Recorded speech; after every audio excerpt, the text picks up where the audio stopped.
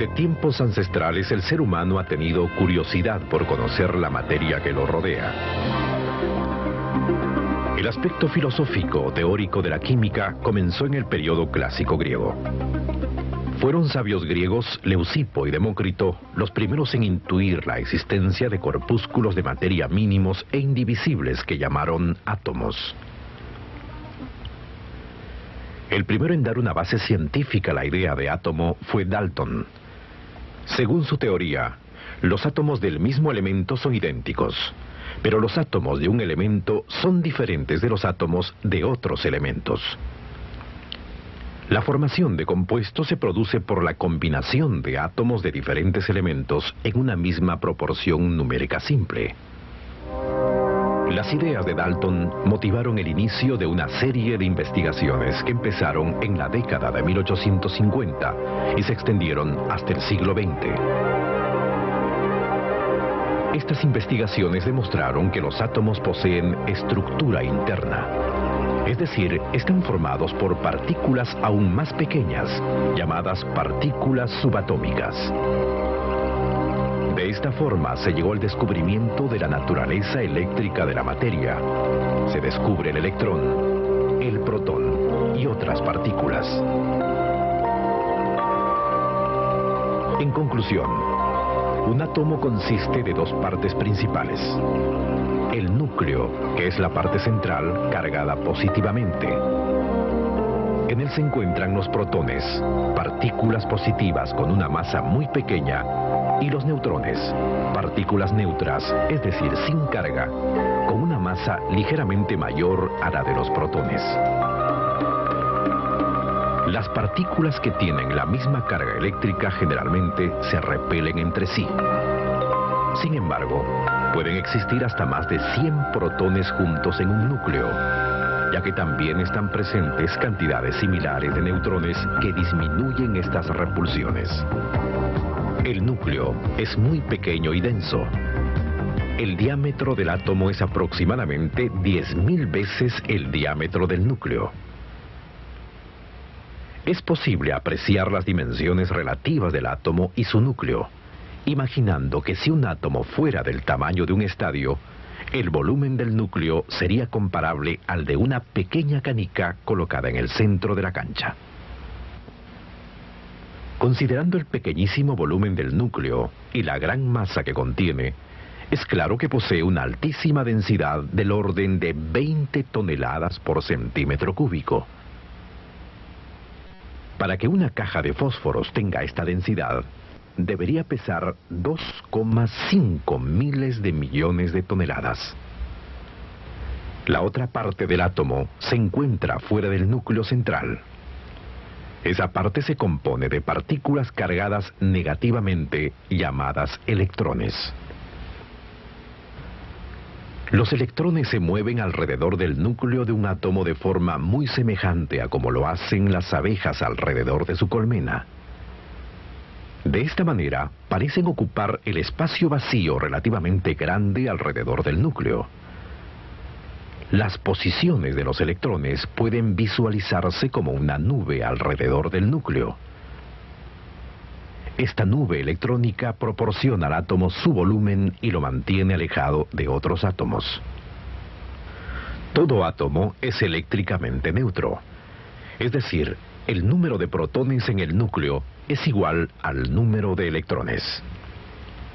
Ahora que ya sabemos cuáles son los principales componentes del átomo, pasaremos a aprender algo más sobre su estructura, es decir, comprenderemos cómo se distribuyen y mantienen los electrones dentro del átomo.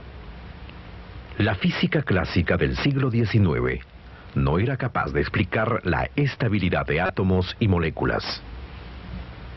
Las propiedades de átomos y moléculas no están gobernadas por las mismas leyes que funcionan también para objetos grandes.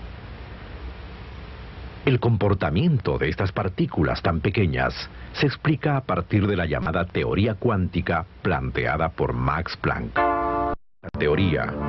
Debemos conocer algo sobre la naturaleza de la radiación, que es la transmisión de energía a través del espacio en forma de ondas. Empezaremos entonces con el análisis de las propiedades de las ondas.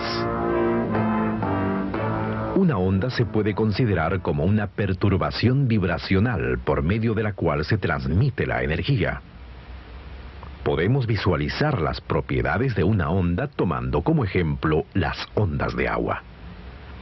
Lo primero que se puede observar es que la onda tiene carácter periódico, es decir, que se repite a sí misma en intervalos regulares. La distancia entre puntos idénticos en ondas sucesivas se llama longitud de onda. La frecuencia de la onda es el número de ondas que pasan a través de un punto dado en un segundo. Una propiedad importante de una onda que viaja a través del espacio es su velocidad. La velocidad de una onda está dada por el producto de su longitud de onda y su frecuencia. Hay muchas clases de ondas, tales como ondas de agua, ondas sonoras y ondas de luz. Maxwell demostró que la luz visible consta de ondas electromagnéticas. Una onda electromagnética tiene por componentes un campo eléctrico y un campo magnético.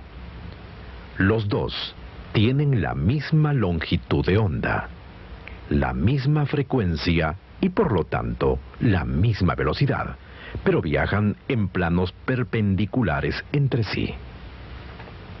Se sabe que la luz se comporta entonces como radiación electromagnética, que es la emisión de energía en forma de ondas electromagnéticas. Una característica común de las ondas electromagnéticas es la velocidad a la cual viajan, que es la velocidad de la luz en el vacío. Además de sus características de onda, la radiación electromagnética tiene algunas propiedades de las partículas. Según la teoría de Planck, la radiación electromagnética puede ser absorbida o emitida por la materia en unidades o cuantos de energía llamados fotones. La energía de cada fotón es igual al producto de la constante de Planck y la frecuencia de la radiación. De esta manera, una radiación de alta frecuencia, es decir, de longitud de onda corta, será entonces de alta energía, y una radiación de baja frecuencia, es decir, de longitud de onda larga, será de baja energía. La teoría de Planck permitió explicar el llamado efecto fotoeléctrico. Cuando ciertos metales son irradiados por luz de una determinada frecuencia, estos pueden emitir electrones desde su superficie. Pero esta frecuencia no puede ser cualquiera. Hay una frecuencia mínima que corresponde a la energía necesaria para poder remover a los electrones del metal y ser así liberados. Si la luz utilizada tiene una frecuencia mayor a esta frecuencia mínima, los electrones salen de la superficie del metal con algo de energía cinética. La única forma de comprender este fenómeno es pensando en la luz como un rayo de partículas, es decir, de fotones. La luz entonces posee ambas propiedades, corpuscular y ondulatoria. Y esta naturaleza dual no es exclusiva de ella, sino es característica de toda materia, incluyendo partículas submicroscópicas como los electrones, como veremos más adelante.